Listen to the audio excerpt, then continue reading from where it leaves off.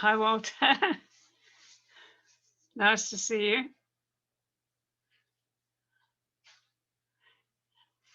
Got a very big apartment, I see.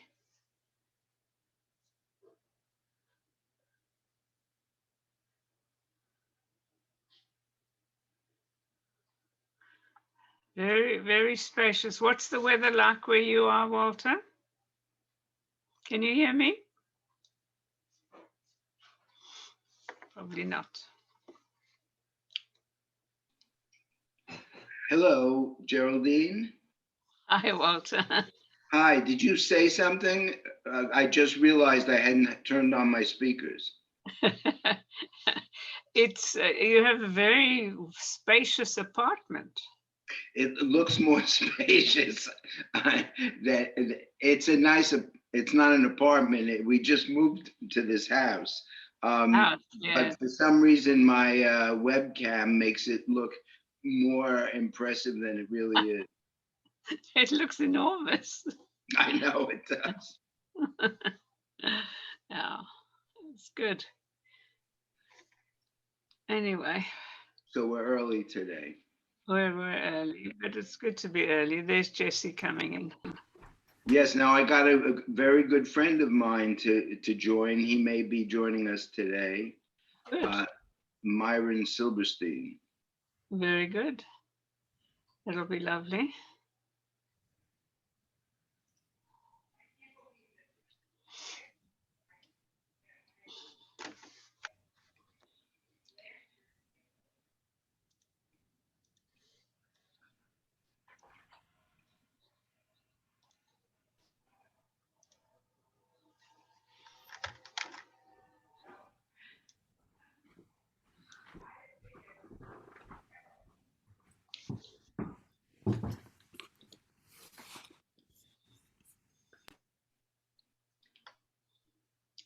Hello, Jesse.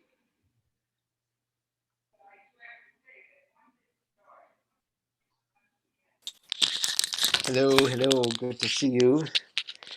I am. I'm here in spirit,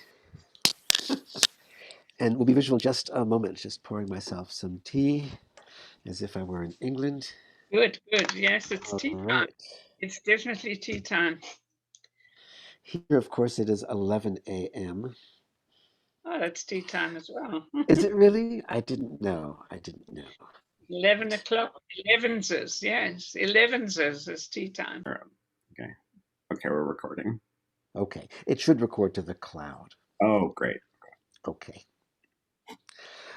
Welcome, everybody, to the February conference on Zoom, COZ, of the Ernest Bloch Study Group.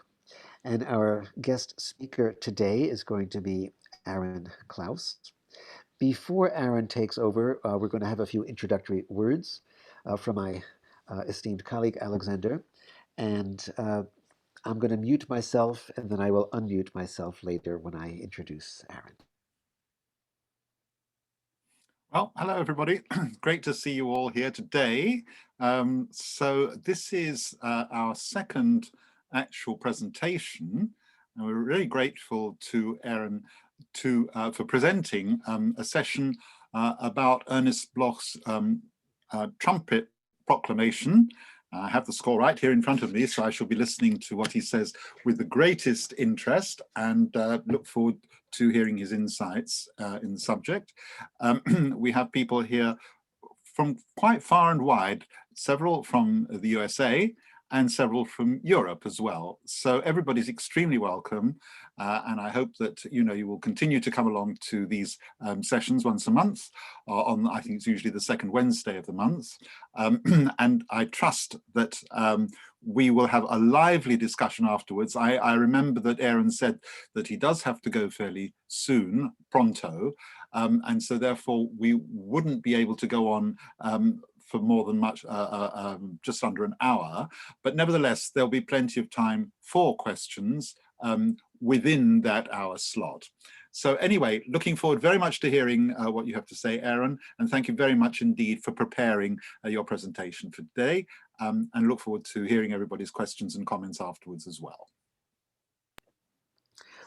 All right, Aaron Klaus is a trumpeter whose research focuses on the interplay between Jewish music and identity from the mid-19th century through the present.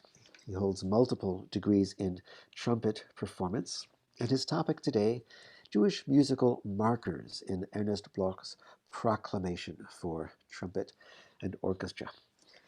You may share your screen and begin anytime you wish, Joshua. Thank you all so much. What an honor it is to be here amongst so many people who I've looked up to and learned from in my years learning about Bloch. I'm coming to you from the USA, where I'm in Florida as a secondary school band director, which is why I am having to be on a bit of a tight schedule. I have a group of middle school kids coming in a little bit. But anyway, I will jump right in. Start sharing my screen.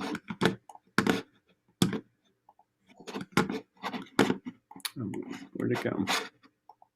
There it is. Let's actually go back to the beginning of that presentation. Okay.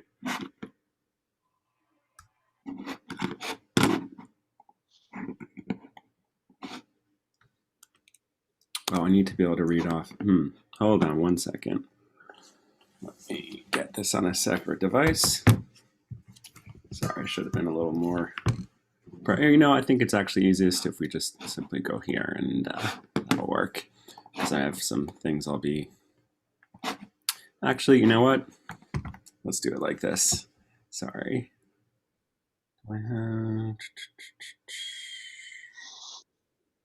My apologies.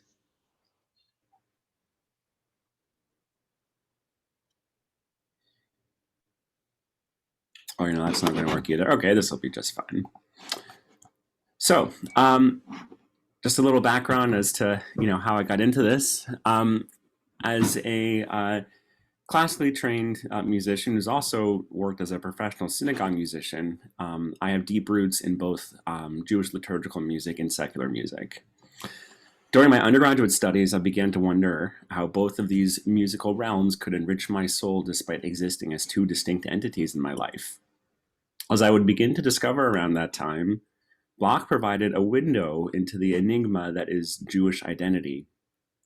It was profoundly enlightening for me to place Bloch in the context of Jewish emancipation's defining catch-22, a conflict between its novel ideas of liberty, tolerance, and brotherhood, and the many preceding centuries of Jewish isolation that had cemented barriers to integrating Jews into modern society.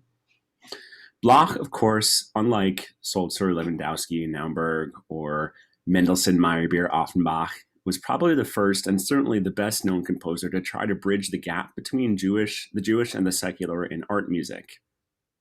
Ultimately, I've come to believe that his struggle to conflate these two aspects of his identity is the struggle of every modern Jew, and by which I mean Jews like myself who endeavor to be Jewish and, say, American or Jewish and whatever that and might be. To get, even a little more personal in the connection, I remember so vividly, I was preparing for my undergraduate recital and just in the library at the Oberlin Conservatory where I did my undergraduate studies. And I just saw this piece on the shelf. The name looked sort of familiar. I thought I maybe heard of Bloch, and I picked it off the shelf, and it was one of those light bulb moments that just changed my life. The more I got to know Bloch, the more I found these connections. I actually spoke with my grandmother who knew him. Her mother was a concert pianist in Cleveland at the time that he was in Cleveland, and it was, and she remembers him being in her house growing up. It was a very cool moment. Anyhow, well, in the grand scheme of Bloch's Jewish works, Proclamation is undoubtedly overshadowed by sacred service and the Jewish cycle. Nevertheless, his use of characteristic musical rhetorical gestures that represent a connection to his Jewish roots harkens back to the research he did in 1918 at the New York Public Library on Jewish melodies in the Jewish Encyclopedia, as Dr. Knapp addressed in his dissertation, which I'm sure he could speak on in great depth on that. As a funny aside, I was looking through some old emails, Dr. Knapp, and I never did quite get my hands on that dissertation. Maybe at some point I can read that. Would be lovely. I remember it was blocked from access in the U.S. I think it's only accessible in the U.K. Anyway, nevertheless, a discussion of the Jewish nature of Bloch's Jewish musical markers is beyond the scope of this presentation. Instead, an analysis of Proclamation grounded in these markers sheds light on how Bloch endeavored to create his distinctive style of Jewish-inspired music. In addition, I was also pleased to further our collective knowledge of this lovely short piece that is a mainstay of the much too small trumpet repertory. So the origin of Proclamation can be traced back to 1950 when Samuel Lederman, a wealthy labor leader in Chicago who deeply loved Bloch's music, organized a festival in honor of Bloch's 70th birthday. Bloch's correspondence with Lederman over several years following the festival sheds light on why Bloch would decide to dedicate Proclamation to Lederman when he composed the piece, even though the two men had only met for the first time in 1950. For example, on March 17th, 1951, Bloch wrote to Lederman, quote, "At last there is one man on this continent who feels and knows what the effort of a whole life has been and means, and whose faith and energy will prevail after me when I am gone." So clearly he became deeply enamored with Lederman quite quickly. And then later that year in November, he wrote to Lederman, "I cannot find the words to thank you adequately, but I will thank you, I hope, in a better way for me than words someday in music." And then in 1954, he told Lederman that he had just completed his trombone symphony and decided to write a short work to him. It was at the suggestion of Alexander Brood of the Brood Brothers Limited that he wrote for trumpet. And here is the letter that he wrote, that Alexander Brood wrote to Bloch, suggesting that he write for the trumpet. I'm going to, I think it will actually be much easier if I get this on a separate device. So here we are. And I have a few photographs I'd like to share. These are courtesy Old Stage Studios, included here with special permission from Lucian Allen, who is Bloch's great-granddaughter, and are held in her private collection. This is a photo, Lederman, of course, here on the right, that was taken by Irving Alter in 1950, which was likely at Chicago Sinai Congregation. Lederman here on the left. The identities of the other individuals are unknown, likely at the same event.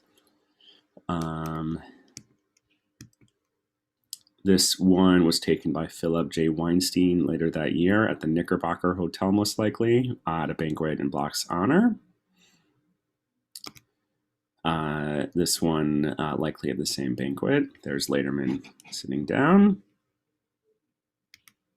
And here's a photo of the two men from a few days later, taken by Ann Pillar Dewey at an unknown location. Bloch composed Proclamation between March 18th, 1955 and May 12th, 1955. The original manuscript of the trumpet piano version is held at UC Berkeley. And the original manuscript of the Trumpet and Orchestra version is at the University of Georgia. And the sketches are at the Library of Congress. This one is marked Initial Sketches in Bloch's familiar poor penmanship. But here you have it. This is marked from the final sketches. And we have here the first page of the original autograph manuscript. Oh, sorry. That was from the final sketches, and this is, of course, the manuscript.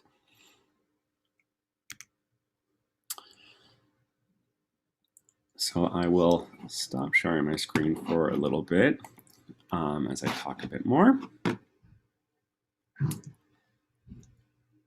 So the details surrounding the premiere of Proclamation are murky.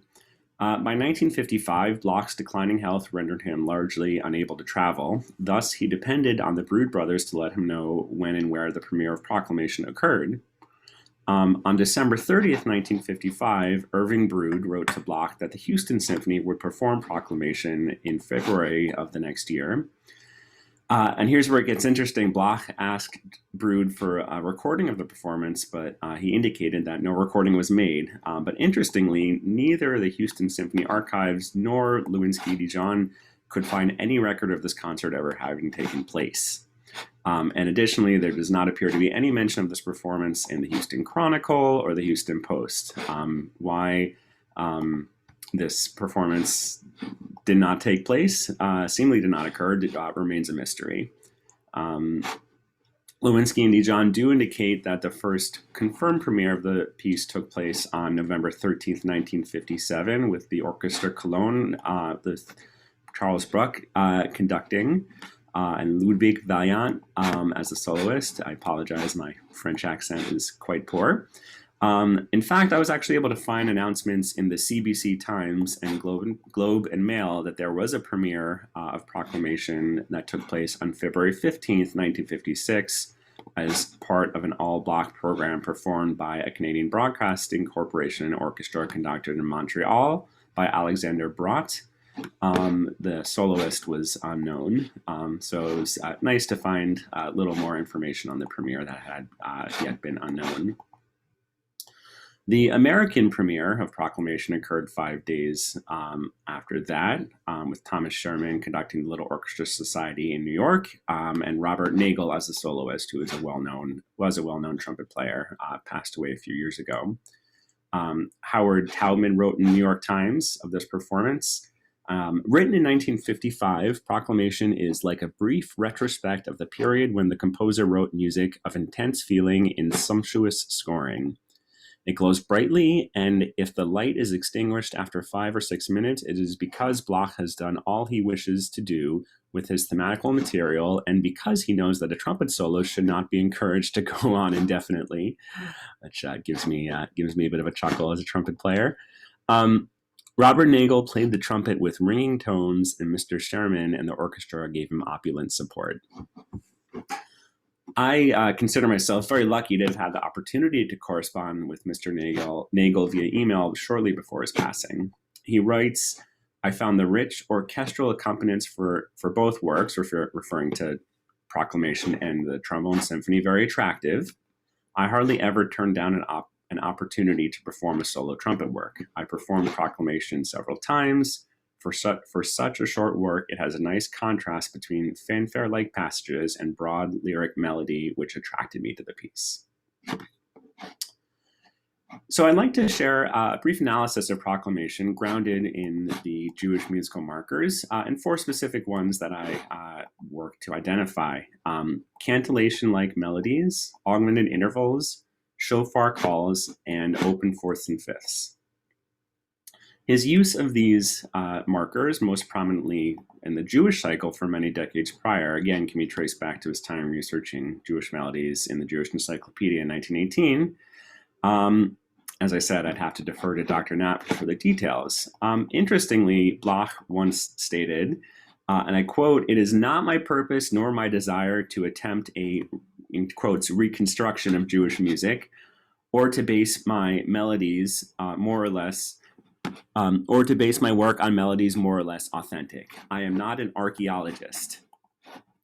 However, his meticulous copying of Jewish melodies from the encyclopedia into an 85-page manuscript certainly suggests more than a superficial interest in Jewish music. As Dr. Knapp suggested in his article, The Life and Music of Ernest Bloch from Jewish Quarterly, if the 85-page book of Jewish encyclopedia melodies is not archaeology, then one may well ask what is. Regardless of his stated intentions, this research clearly reveals his desire to connect with his Jewish roots. I'd like to share a few examples of those 4 markers in Proclamation. These are from a performance I gave several years ago, with apologies for the mediocre sound quality of the recording. So, listen for the cantillation-like melodies and augmented intervals in the following excerpt. Let's see where to go. There we are.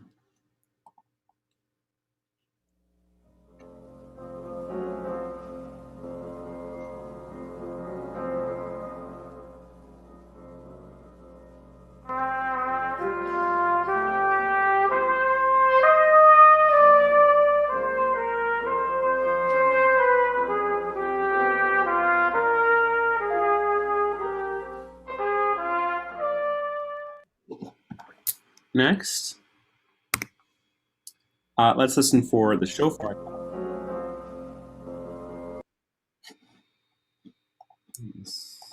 Nope.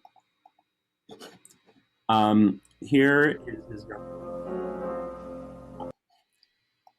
is his representation of a tekiah call. And here is a representation of the glissando-like quality of the shofar. And you see these motifs recurring throughout the piece, for example, here in the opening.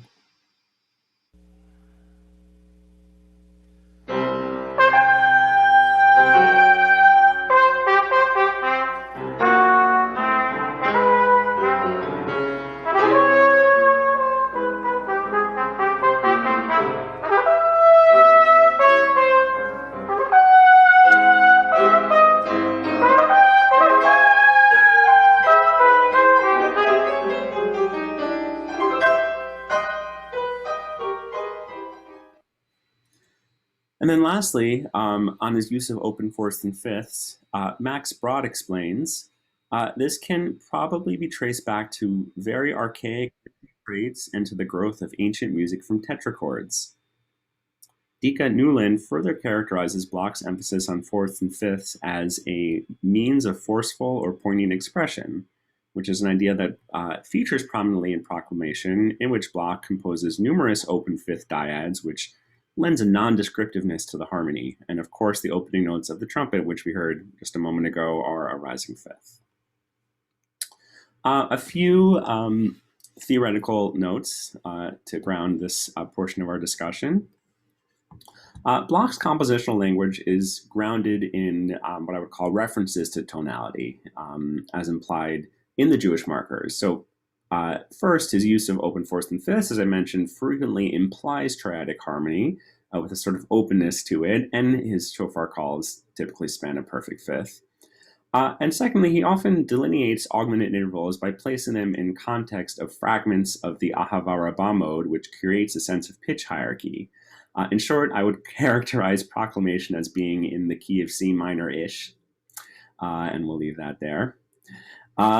It's approximately 6 minutes long. It contains distinct fanfare-like sections contrasted with lyrical and sostenuto sections. Even though the work is short, it's best understood in episode-like parts, as you'll hear in a moment when we listen to the full version.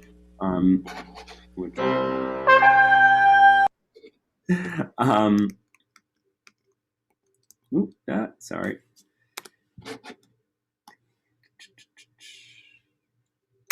There's the slide I wanted.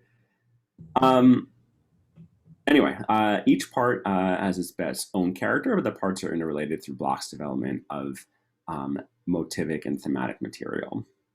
So in the opening measures of the first section, the energetic tutti forte open fifth C dyad, followed immediately by the forte shofar call, leaves no doubt as to why the piece is entitled Proclamation. Further establishing pitch centeredness on C is this dyad. In the second section, the shofar calls give way to passages that are reminiscent of cantorial-like melodies.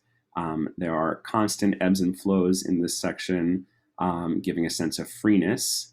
And my interpretation is that by having the solo trumpet and orchestra play the melody back and forth, he's emulating a cantor singing with a choir.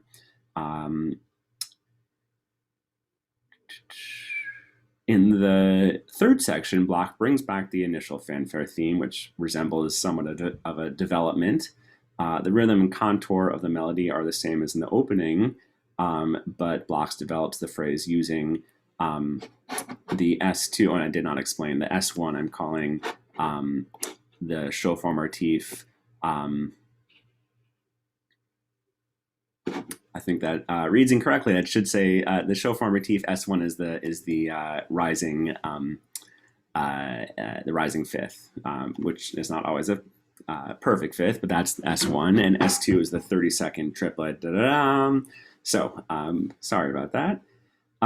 Anyway, the third section, Bloch develops this phrase, as I said, using the S2 motif,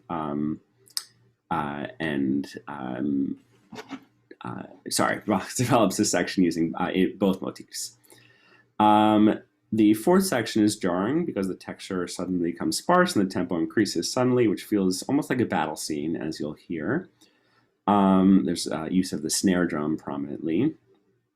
The fifth section returns to this idea of cantorial singing with a climactic point. Then there's a pulling back of energy. The seventh section is a bit of a recapitulation because the opening theme returns, but it feels mysterious this time, sotto voce. And the harmony is richer at this point as well, marked by not just the open fifth C and G, but also a D in the first violins and A in the violas, which add to a mysterious feel, almost as if the shofar idea and the cantorial ideas have merged. And finally, there's a bit of a coda. But it's marked più calmo, with a pianissimo and a rallentando. And then there is a brief pattern of E, A flat, B flat, C in the solo trumpet, and as well as in the strings that suggest the tranquility of a whole tone scale. The 2D open fifth C diet in the final measure completes Proclamation with the same harmony the piece began with. So it's really the sense I get in this chart as a whole is this, again, going back and forth between developing these different ideas. You really hear a sense of a lot packed into a short amount of space in a really wonderful way. So let's take, I did mark S1 correctly. The rising fifth is as S1 is typically a 30-second note followed by a higher long note, and then the S2, which is the glissando, is typically a 30-second note triplet. So I did mark that correctly, so my apologies. Anyway, let's take a listen.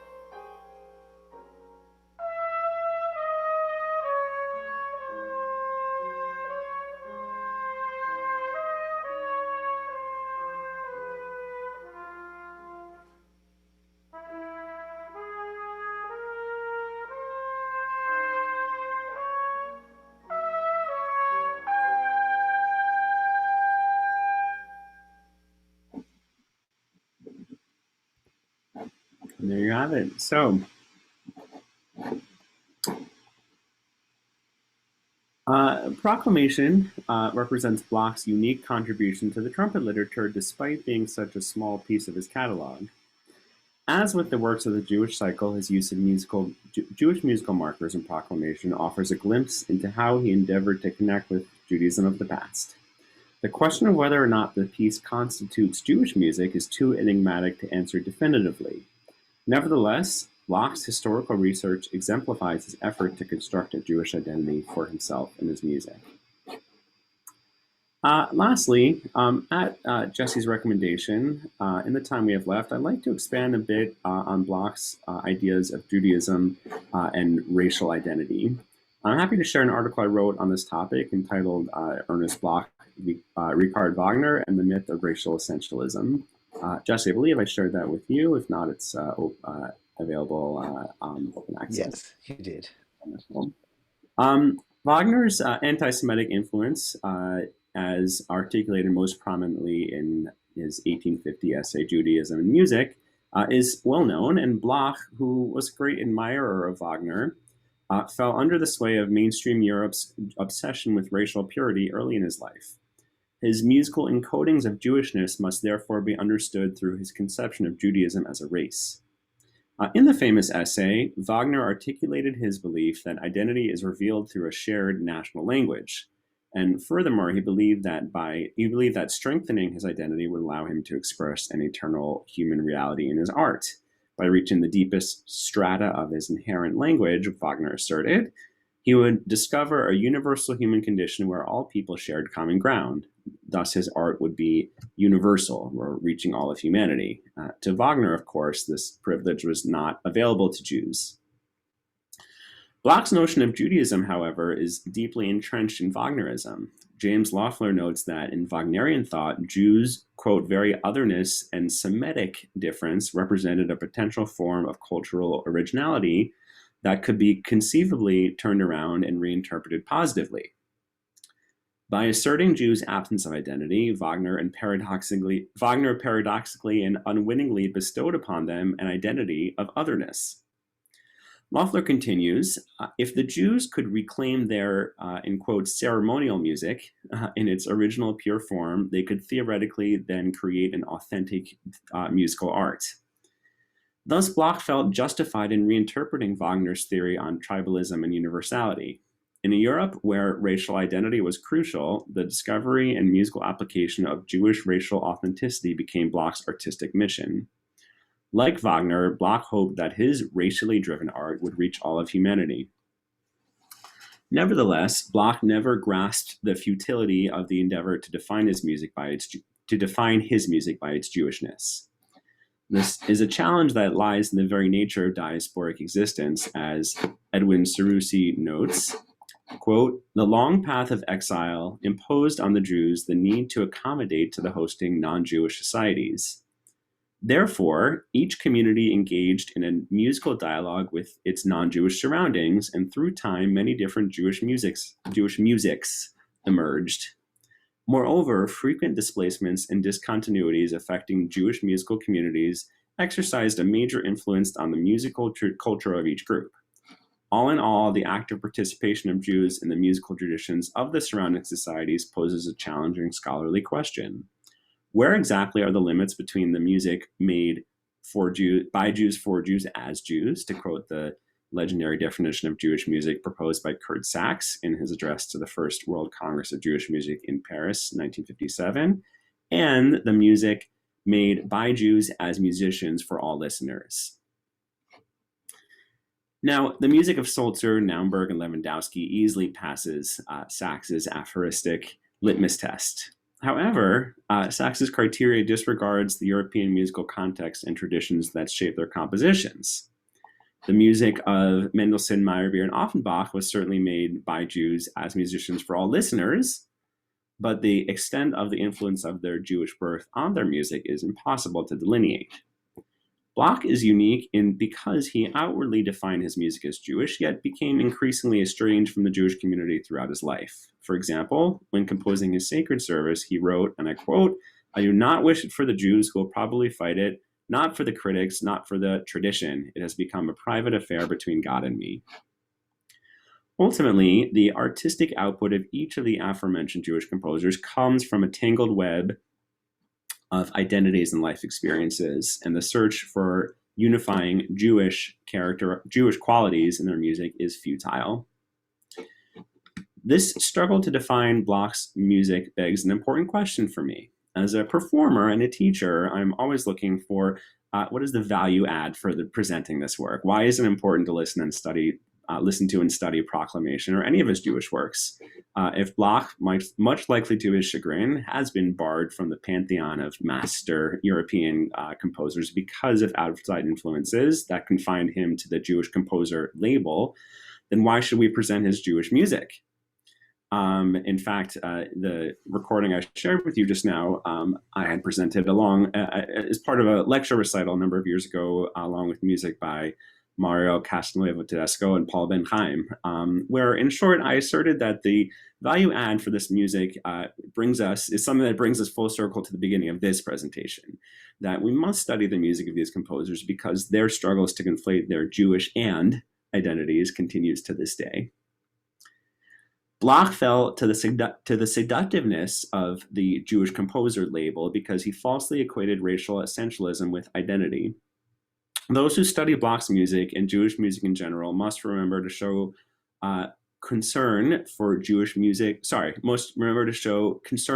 experiences rather than for ultimately unrewarding searches for specific Jewish characteristics in art, writes Matthew Bagel and Millie Hyde. Ultimately, celebrating the unique life experiences of Jewish composers rather than attempting to artificially impose unifying characteristics to their music dispels the fallaciousness of Wagnerian racial essentialist ideology by recognizing the relative indispensability of people's unique life experiences in identity formation. As Alex Ross eloquently states, too many people in the past have been terrifyingly certain about what Jewish music is or should be. The Nazi campaign of destruction against the Jewish community of Europe was predicated in large measure on a description of Jewish culture. Nazi musical views drew on the writings of Richard Wagner, particularly the infamous essay Judaism in Music, a pivotal document of modern anti-Semitism. This cataclysmic string of definitions warns us not to define. The imperative to not define or categorize people or art based on the arbitrariness and inimicality of racial essentialism should, I believe, be Bloch's legacy. His life shows us that imposing definitions on others' racial identity limits our ability to truly understand people, a lesson as important today as in Bloch's lifetime. So thank you very much, and that is what I got for you. Thank you, Aaron. Thank you so much for that extremely interesting, rich, stimulating, provocative presentation. And I'm so sorry that you have such a limited time to take part in a question and answer period. I would like to get that right away. I guess you have about 15 minutes maximum I'd say before you need to. Okay. Well, let me throw this open then to the group. Is there anyone who has a comment or a question on this extremely rich presentation we've just heard? And maybe you can show me either by raising your hand physically or by raising your hand symbolically.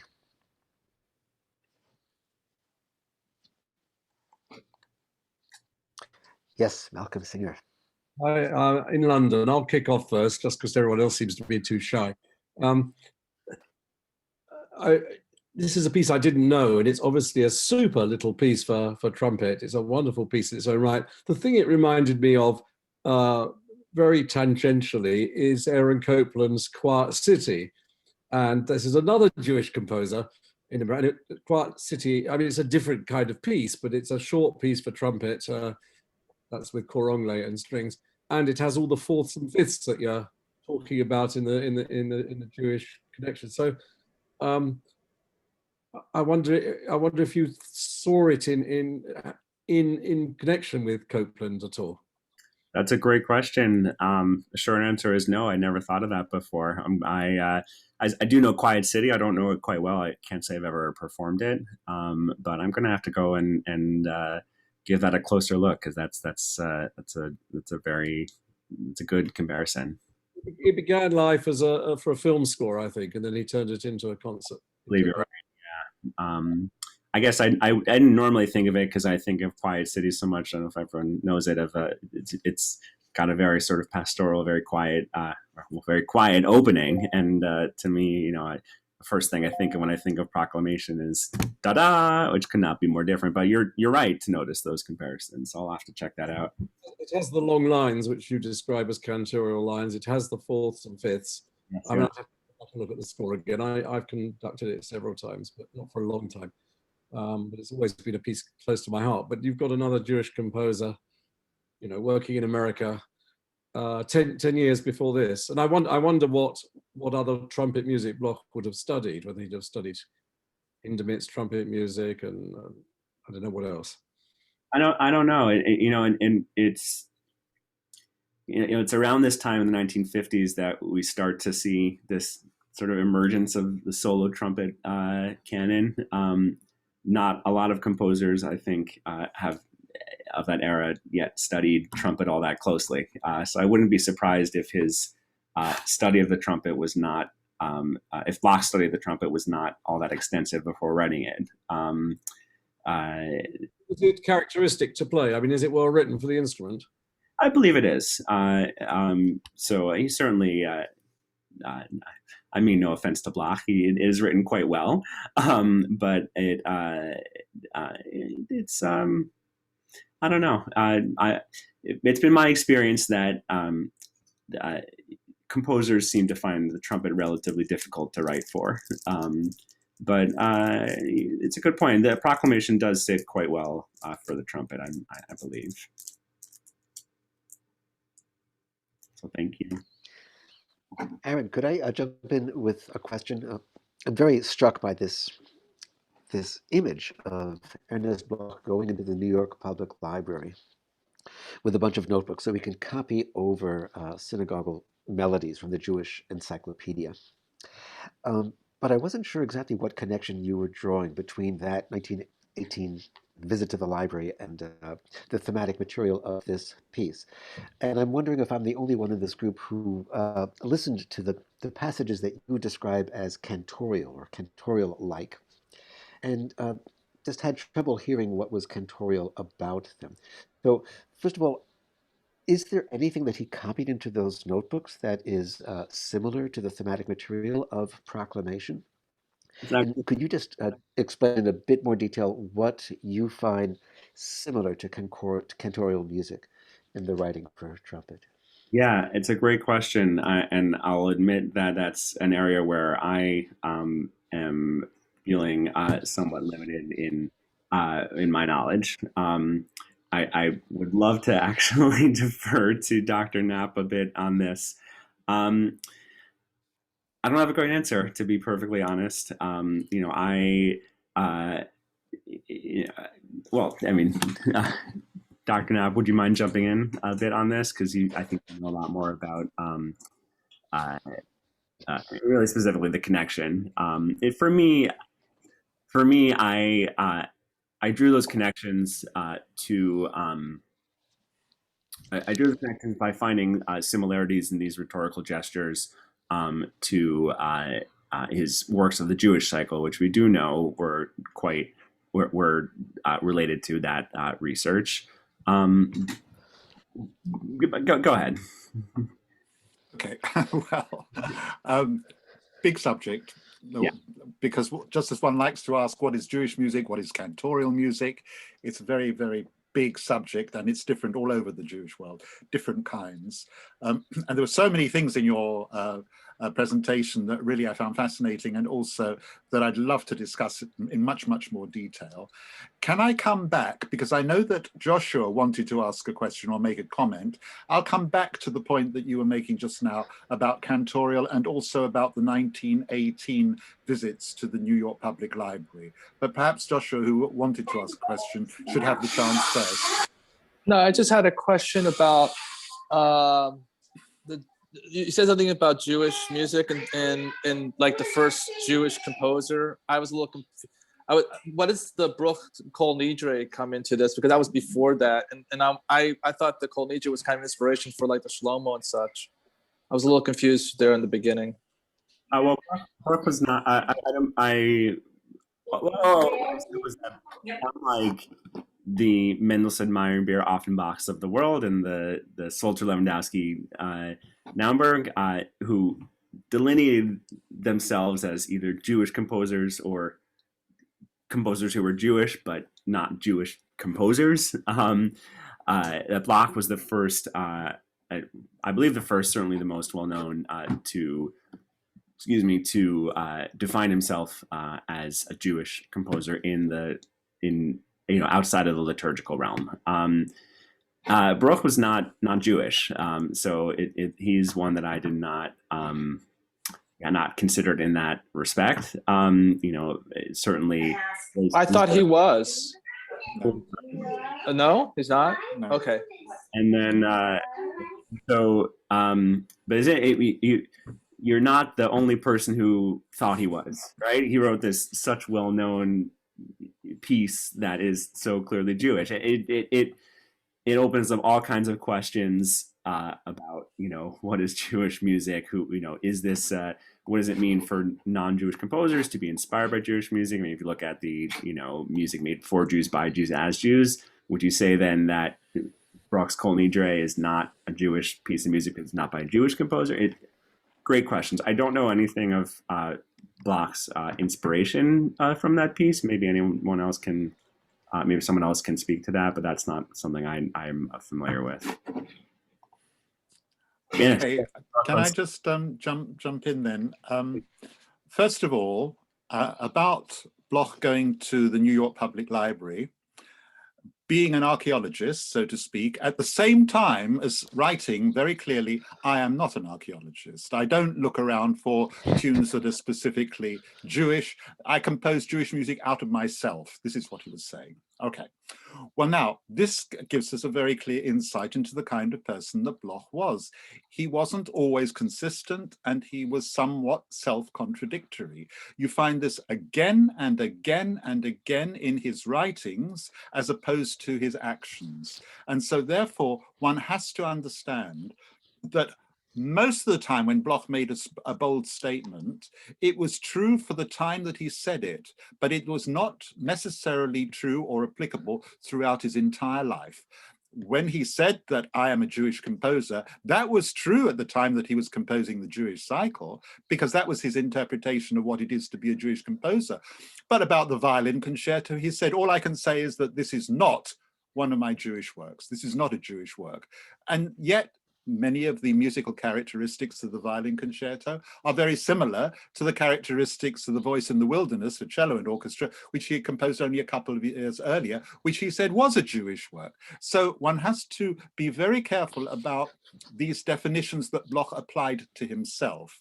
And so therefore, that was one point that I wanted to make. And of course, it relates very much to Bloch's love of Wagner and Bloch's, feeling that Wagner was somehow a great role model in a way for him, but looking at it through the other end of the telescope. In other words, where Wagner was negative about how Jewish people approach the whole question of being a composer in the Western canon, Bloch saw that as a great quality, that if one was Jewish in oneself, then one could compose genuinely Jewish music, which was part of the Western canon. And I think this is really the one big factor. I think we have to be very careful with Kurt Sachs's definition of what is Jewish music. Very, very careful.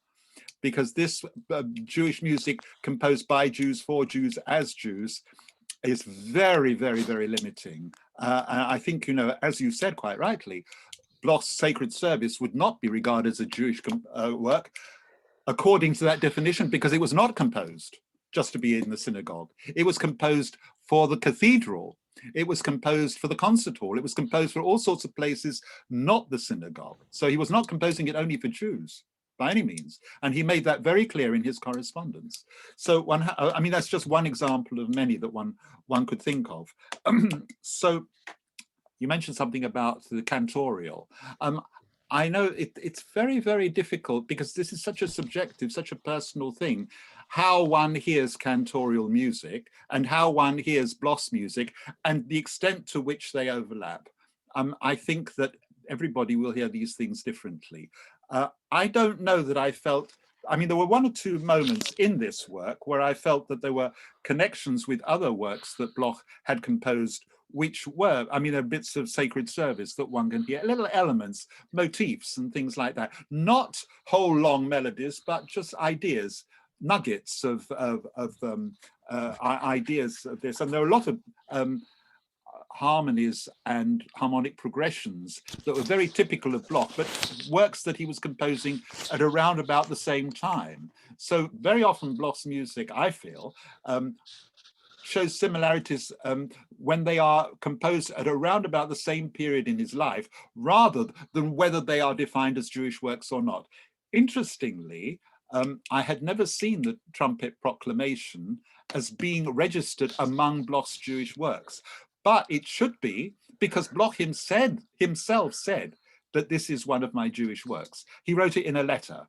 And so therefore, this is in the Levinsky Dijon volumes. And so therefore, I mean, you know, if he said so, then clearly that's how he felt about it.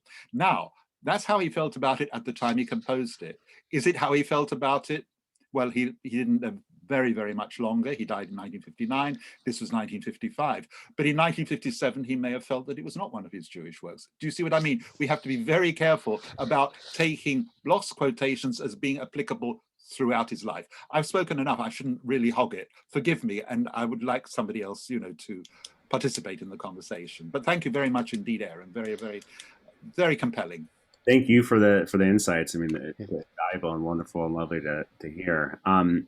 I do, and I do say, and I think that two things. One, I think, well, I guess one thing. It was, I think, around this time that he, I believe, especially in the States, was seen as the celebrated Jewish composer more so than anything, and I should find out more details on this 1950 banquet. I known them a few years ago, and this sort of escaped my head. But I believe that in writing Proclamation, there was some element of wanting to honor those who had honored him as a Jewish composer. So there was some intention behind the, almost. I would almost see this as a small, despite it being a very separate era of his life, as a small reflection of his Jewish cycle in a small sort of way, hearkening back to that. But anyway, I see Jeff's hand and Walter's hand. Okay. Is it okay if I go? Sorry. Okay.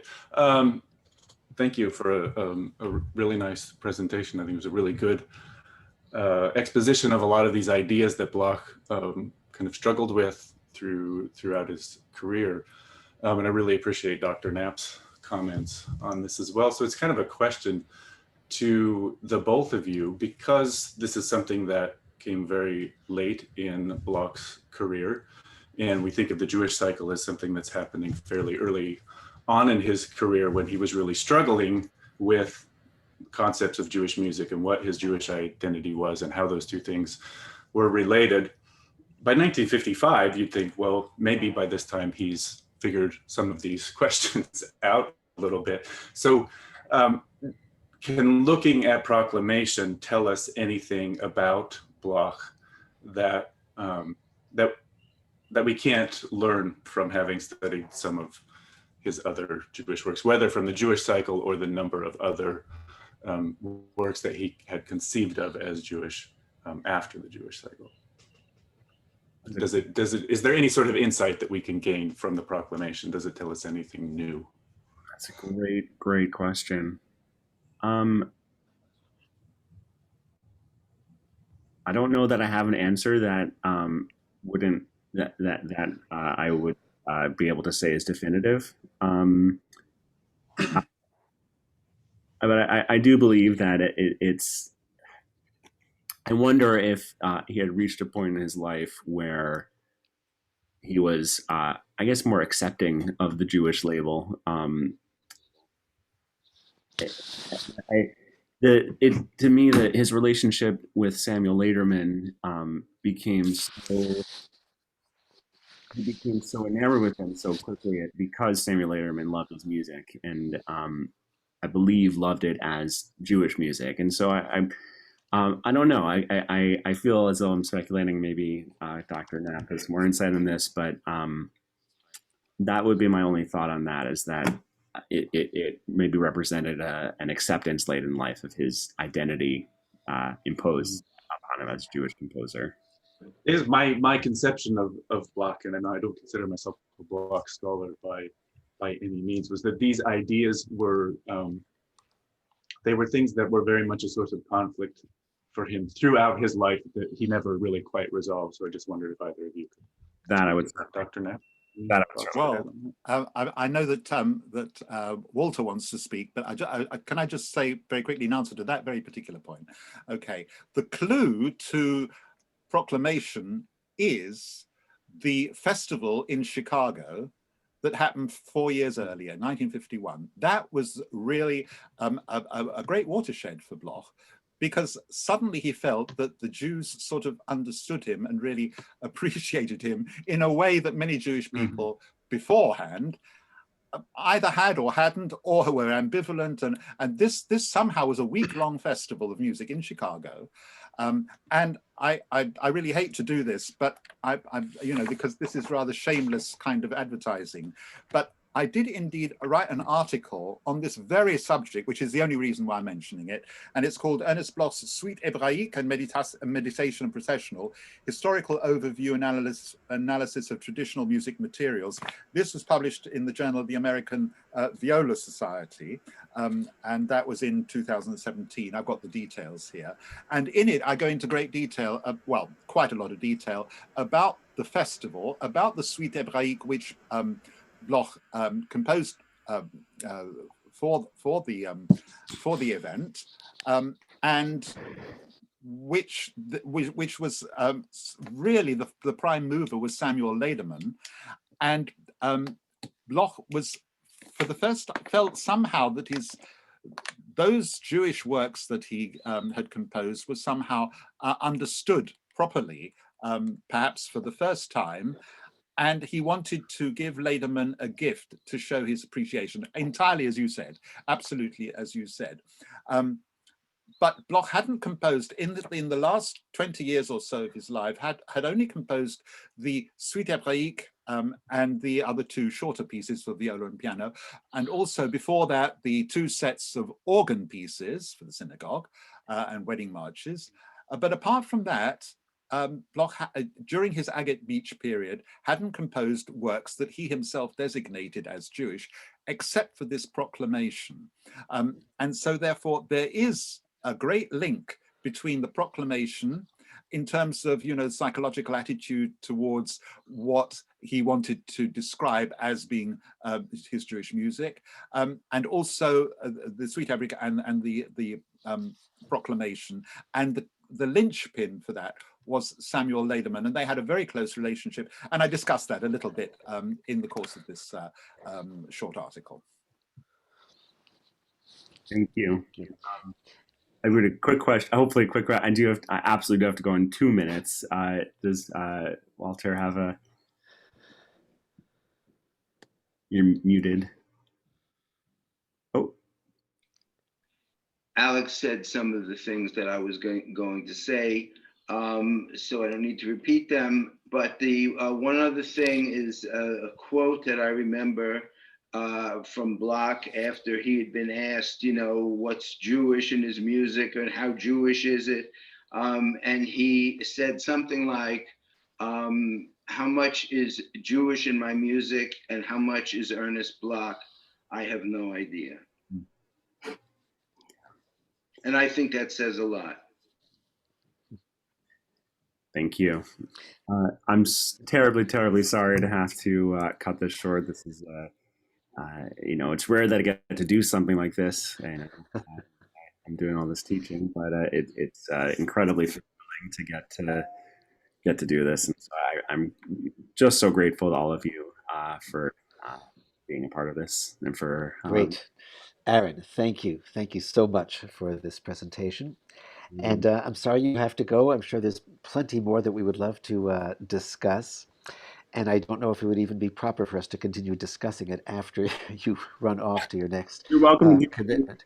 You're welcome to do it, but Okay.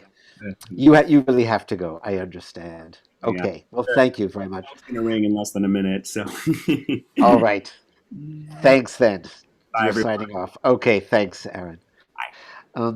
If we had had more time to extend a discussion period, I was about to bring up the fact that one of the synagogues involved, in fact, the principal synagogue in Chicago, involved in that festival, with particular reference to Samuel Lederman, is a place still in operation called Sinai Congregation, which happens to be famous in the Chicago area as by far the most liberal, sort of progressive extreme of Reform Judaism, to the point where to this day they hold their services on Sunday rather than Saturday. I think a number of Reform congregations had gone that route in the late 19th, early 20th century, but later on they mostly reverted to a somewhat more traditional kind of worship service.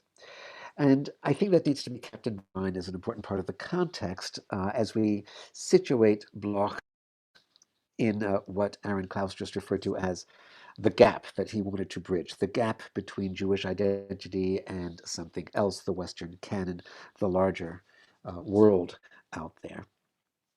And I don't know, I think Myron Silverstein, you are a fellow Chicagoan of mine right now. A lot of this connected with me deeply because it has this strong Chicago connection. And I used to work at the New York Public Library Music Research Division, so the idea of Bloch going in there and coming off melodies is fascinating to me. If there's anyone else who wanted to just make a comment, share an impression or a reaction to what we just heard. Yes, Joshua. I always felt that Bloch was just like Professor Knapp said. He's enigmatic. I mean, I don't think he's really. I mean, the way he talks, and I've saw some of quotes even from the newspapers in the 50s, I think, which were just like kind of like, okay, where did these things come from? I don't have them right with me, but I have them downstairs. But what I was really intrigued is that he does have Jewish influence. I mean, there's definitely his. I think he's composing things that he thinks that's his backbone of who he is. But I don't think you can say that he is quote a Jewish composer. Even if Max Bruch is not even a Jewish composer, that's Kol Nidre.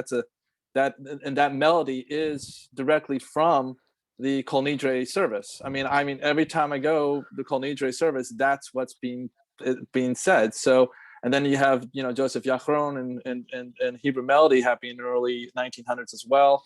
And if I recall, that he got a lot of his influence from Robert Godet, Mussorgsky pictures in exhibition. I don't think that's a really good a good example, of my opinion, of like what Judaism is. I don't think he knew. I'm not sure. I mean, Alexander Knapp can tell me more about that. But I felt those were, a little bit iffy. So, but I'm not saying that he's not a great Jewish composer. I love his stuff so much, but I don't know how I can call him a Jewish composer. And I don't think he would really want Bloch to say himself Jewish composer. So that's my opinion. So. Yeah, thank you. Can I comment on that? Yes, please. Because I think kind of what you're getting at from my perspective is that he was very conflicted. I don't think Bloch fully understood what it meant to be a Jewish composer. I think this was something that was just a source of great conflict for him throughout his life. And then I think we also need to, you mentioned Joseph Achron, which I think is also important, because that gets to the whole like Society for Jewish Folk Music and that whole phenomenon. I think the idea that was very prevalent at the time is that one's ethnicity, one's race was very deterministic. And that it's not only that Bloch may have felt that he was a Jewish composer, but that the world around him was telling him that he had to be a Jewish composer, that this his Jewishness, his race, as they referred to it at the time. This was the source of creativity, and I think at times he probably felt that very genuinely, but he was probably also conflicted by that and felt that it was kind of a cage at the same time. I think it was a cage, and I think he must have felt very frustrated by it.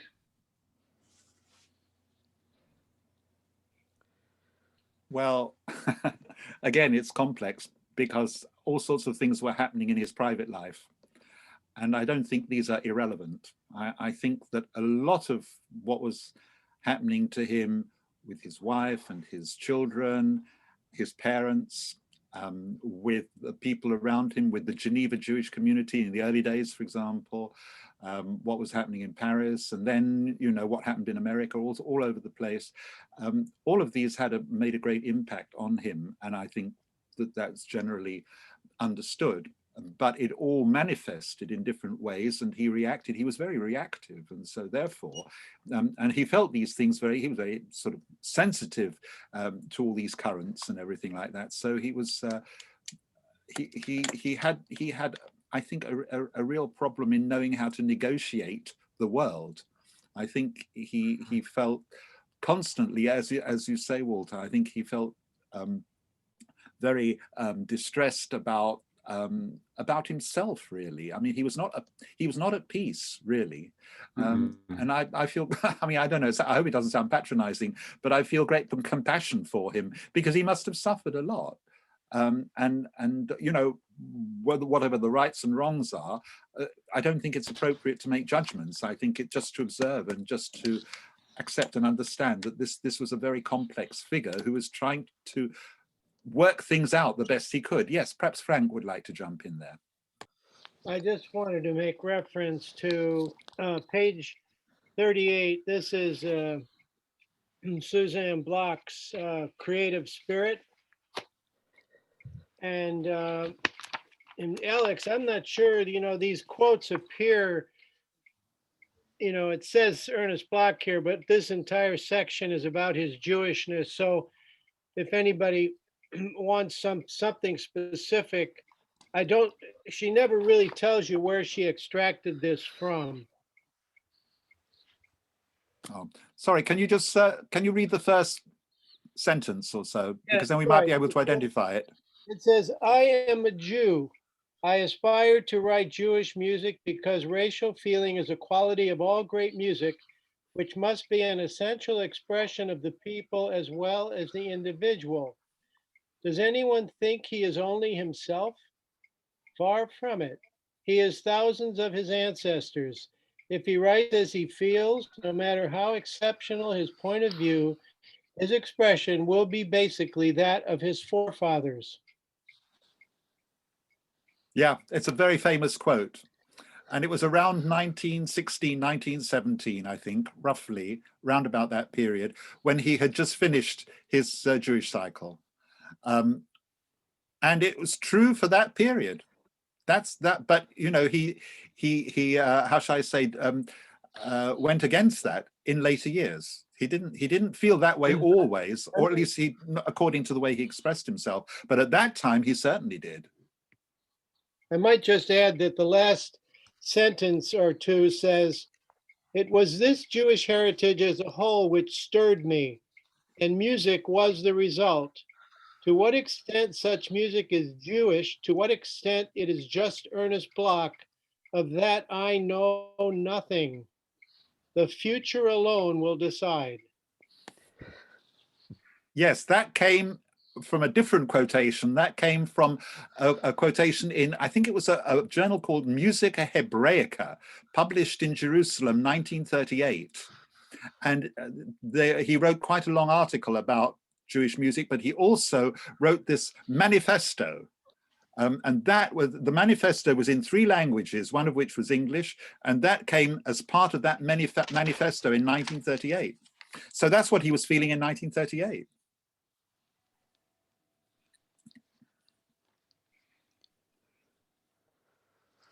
One thing I did wonder, I should have asked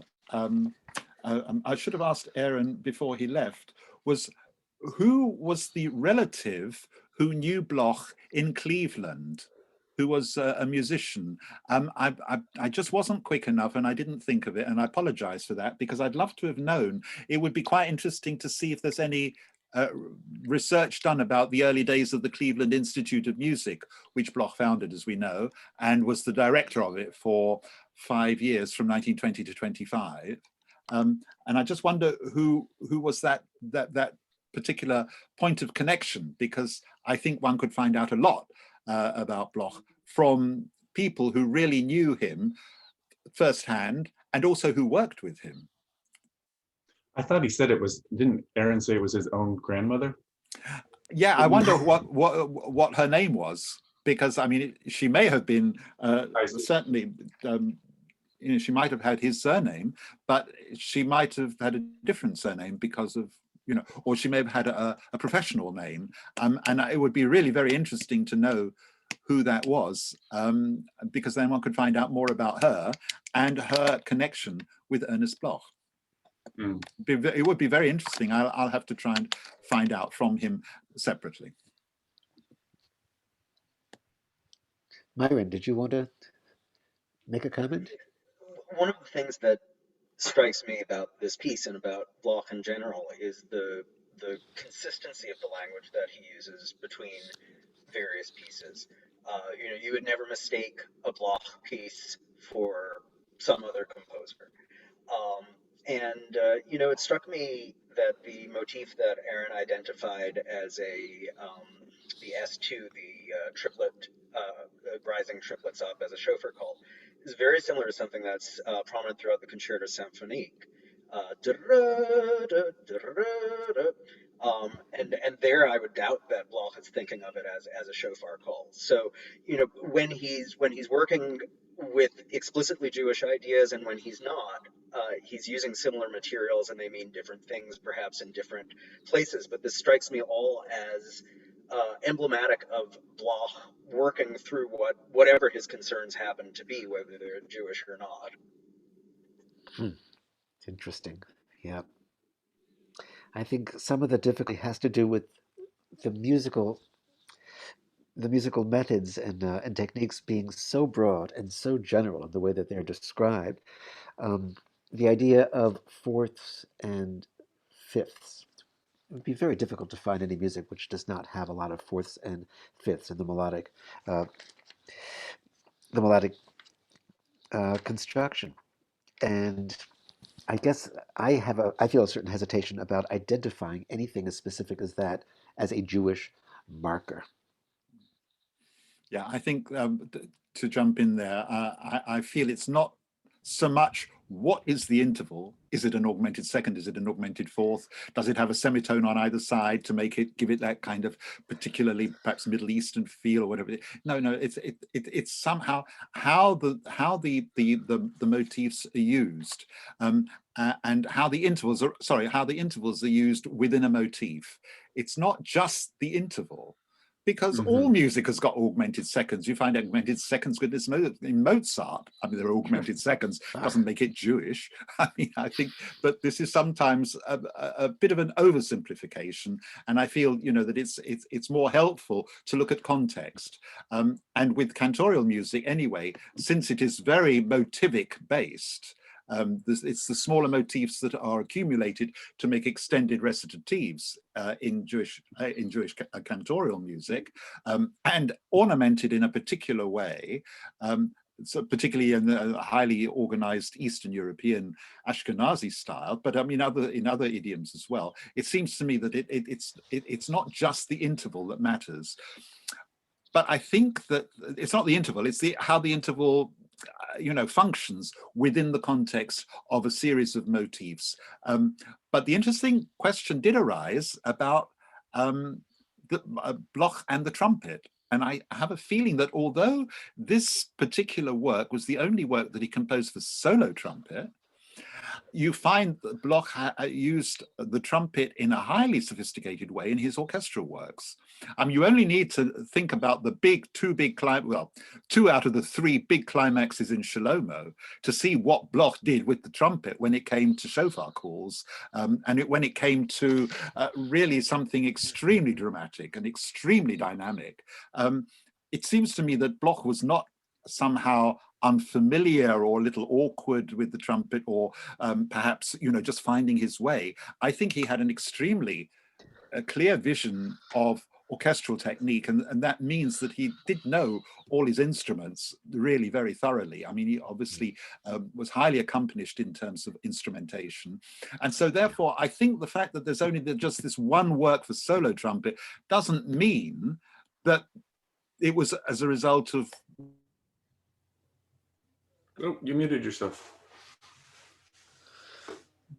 Sorry. Thanks for You're pointing it muted, out. Alex. Thanks for pointing it out. Yeah, I just wanted to say that. I just think we lost the last like 2 sentences. No, just sorry then. What I was saying, I think, was that just because Bloch composed only one work for trumpet solo, that didn't mean that he felt that he was somehow inadequate to the task, or that he somehow felt insecure about writing for the trumpet. I understand what Aaron said about the Bloch's writing is sort of okay, perhaps not fabulous, but he sounded a little bit reticent when asked, was it really well written for the trumpet? And I think we all noticed that. And that's fair enough. I mean, he is coming from the perspective of a professional trumpeter. And I would very much like to hear him play more music anyway, because I think, obviously that, he has this very strong ability, talent. Again, sorry to sound patronizing, but I just mean that he would be in a position to make statements like that. But I don't think that Bloch was insecure about the trumpet from the way he wrote for trumpet in his orchestral works, the big ones. I mean, because he had masses of some of the works had, like a whole battery of 4 trumpets, or I think in 1 or 2 cases he had 6 trumpets. I can't remember exactly what the orchestration of all of the big, because I'd have to revise all that. But anyway, he was very accomplished orchestrator. Thank you for that. Well, I noticed that our numbers have dwindled somewhat since we reached our peak of 22, I think it was. And I don't know if there are any further comments or questions. I do want to make sure that you know about our next speaker coming up March 10th, Joshua Friedlander. Will be speaking to us about the Violin Concerto of 1938 by Bloch. So we'll be sure to get the word out about that to everyone on our list. And I think this has really been a very rewarding session. Geraldine, was there any final comment that you wanted to make? Thanks. I'd like to say, let us continue this discussion on the discussion list, which is the Ernest Bloch Society email list. This is a member-driven list that, it doesn't have to come to anybody to post on that list. Everybody who's a member can post on the list. And I think, let's start with a question, and maybe, Jesse, you could write a short paragraph about today's session, and then with a couple of questions. And let's see if we can get a conversation going on that email list in between the sessions that we have here, because I think that could be very valuable. There are about 80 people with an interest in Bloch on that list. So that's my recommendation. Let's fire it up. Great. Excellent idea, and I will follow up on that. All right. Well, thank you all for coming. Pleasure to see everybody. And we'll be in touch in the meantime, and I'll see you again on March 10th. Bye. Thanks. Bye. All right. As I'm the host, I will stop the recording. I think we have to stop recording. Yes.